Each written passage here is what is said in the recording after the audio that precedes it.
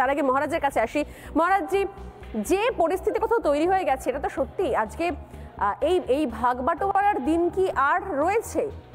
মানে কে কালী ভক্ত, কে হনুমান ভক্ত, কে শিব ভক্ত, এই অহেতুক আলোচনার সময় কি রয়েছে? এবং আপনি এতক্ষণ ধরে আলোচনা শুনছিলেনও, যে আহ্বান, যে ডাক প্রত্যেকের কাছে গেছে, সে আমন্ত্রণ প্রত্যেকের কাছে গেছে, সেইখানে দাঁড়িয়ে কেন অহেতুক এই রাজনীতি? সোনালী, প্রথমে আপনাকে বলি, উনি কালী ভক্তি, কালী মায়ের আরাধনার কথা বলছিলেন। সেখানে দেবী কালিকার সর্বাধিক বঙ্গদেশে প্রচলিত যে স্তোত্র, আদ্যা স্তোত্র, সেখানে একটি শব্দ রয়েছে, বিষ্ণু ভক্তি প্রদে দেবী। বিষ্ণু ভক্তি প্রদায়িনী হচ্ছেন দেবী কালী। তাহলে আমার যদি মা কালীর প্রতি এত ভক্তি থেকে থাকে, তাহলে আমার বিষ্ণুর অবতার রামের প্রতি এত অনীহা কেন? প্রথমত। দ্বিতীয়ত, অনিন্দবাবু, আমি সৌজন্যতা বজায় রাখতে চাই। আমি চাই, আমি বলিনি, তারপর আপনি সত্যি কথা বলুন।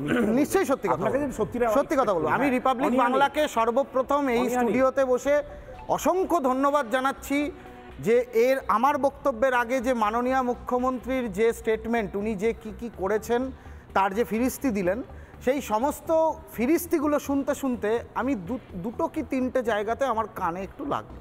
এক, ঠাকুর অনুকূলচন্দ্র ওনার কাছে জমি চেয়েছেন। ঠাকুর অনুকূলচন্দ্রের দেহত্যাগ হয়েছে 1969 সালে। ঠাকুর অনুকূলচন্দ্র কিভাবে ওনার কাছে জমি চাইলেন আমার কাছে ঠিক বিষয়টা পরিষ্কার নয়।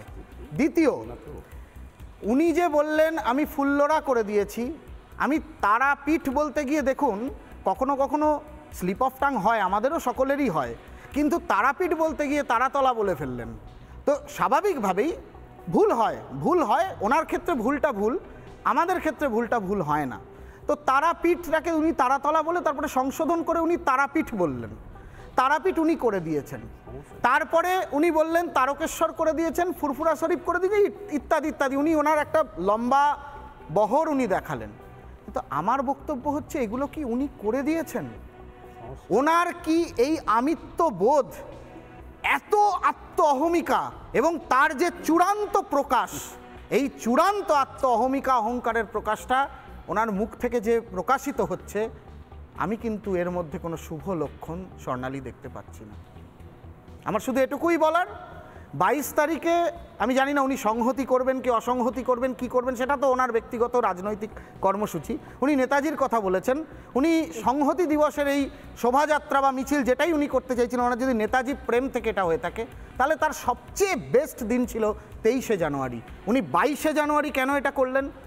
কারণ 22শে জানুয়ারি সারা কলকাতা শহর, সারা পশ্চিমবঙ্গের প্রতিটি ব্লক, প্রতিটি বিধানসভা, প্রতিটি ক্ষেত্রে, প্রতিটি শহরে, প্রতিটি গ্রামের প্রত্যন্ত পরগনাতেও রাম নামের যে লহর, রাম নামের যে মহিমা, এবং রাম নামের যে শোভাযাত্রা, এবং রাম নামে যে মাতোয়ারা হবে, সেটাকে কোথাও কেড়ে নেওয়ার একটা লহমা, কেড়ে নেওয়ার একটা প্রচেষ্টা, এক লহমায় মোড় ঘুরিয়ে দেওয়া, উনি সব পারেন।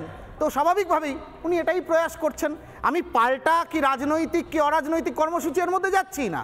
উনি নিশ্চয়ই সংহতির শোভাযাত্রা করতে পারেন, ওনার সংহতি শোভাযাত্রাতে আমরাও থাকতে পারি সাধুসন্তেরা, কিন্তু উনি সেটাকে নেতাজির নামে 22শে জানুয়ারি কেন করলেন? উনি 23শে জানুয়ারি কেন করতে পারলেন না? 100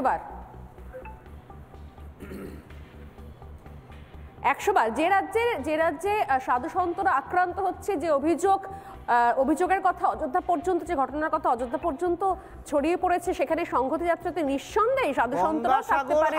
কেন পারেন না? পুরুলিয়ার কাশীপুরে থাকা উচিত সংহতির অন্য একটা সমীকরণে কোথাও।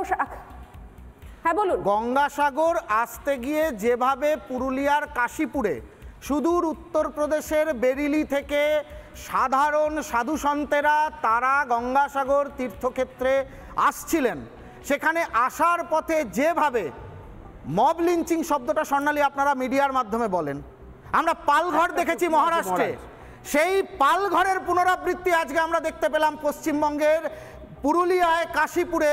কেন মাননীয় রাজ্যে, যেখানে তিনি বলছেন ধর্ম যার যার উৎসব সবার, কেন এই দুর্দিন আমাদের দেখতে হলো?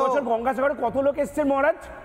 এবছর গঙ্গা আপনি অনিন্দবাবু আলোচনার মোড় না আপনি আলোচনার মোড় ঘোরাতেই পারেন, না আপনি আলোচনার মোড় ঘোরাতেই পারেন, কিন্তু আপনি কাশীপুরের ঘটনাকে জাস্টিফাই করা যাবে না অনিন্দবাবু, জাস্টিফাই করা যাবে না। গঙ্গাসাগরে কতজন এসেছেন আপনারা জাস্টিফাই করেন না। উত্তরপ্রদেশে কতজন মানুষ বাস করে, তা দিয়ে আপনি কি সেখানে কোনো দুর্ঘটনা ঘটলে সেটাকে জাস্টিফাই করেন কি? জাস্টিফাই করা যায় না, জাস্টিফাই করা যায় না।